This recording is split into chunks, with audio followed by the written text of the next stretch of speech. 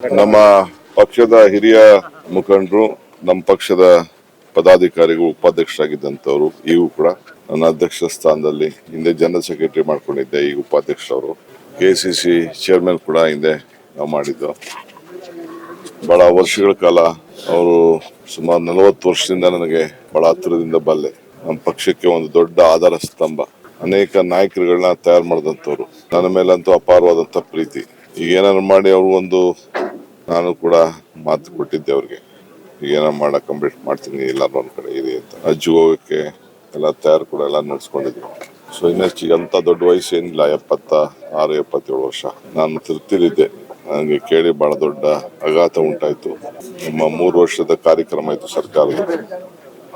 ತಿರುಪತಿಯಿಂದ ಬಂದು ತುಮಕೂರಿಗೆ ಹೋಗಿ, ತುಮಕೂರಿಂದ ನೇರವಾಗಿ ನಾನು ಇಲ್ಲಿಗೆ ಬಂದಿದ್ದೇನೆ.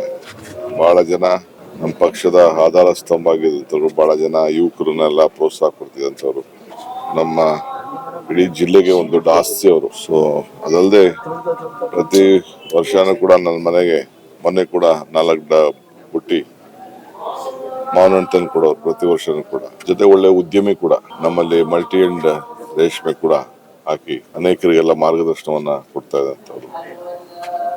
ವಿದ್ಯಾ ಕ್ಷೇತ್ರಗಳಿಗೂ ಕೂಡ ಬೇಕಾದಷ್ಟು ಇನ್ಸ್ಟಿಟ್ಯೂಷನ್ಗೆಲ್ಲ ಸಹಾಯ ಮಾಡ್ಕೊಂಡು ಬಂದಿದ್ರು.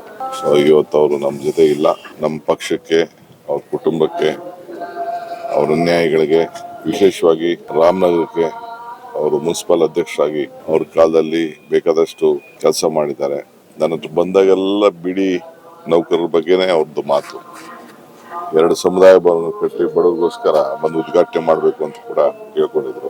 ಆ ಬಿಡಿ ನೌಕರರ ಬಗ್ಗೆ ಮಾತ್ರ ಅವ್ರಿಗಿದ್ದಂತ ಕಾಳಜಿ ನಮ್ಮ ಜಿಲ್ಲೆಯಲ್ಲಿ ಬೇರೆ ಯಾರಿಗೂ ನಾನು ನೋಡಿರ್ಲಿಲ್ಲ.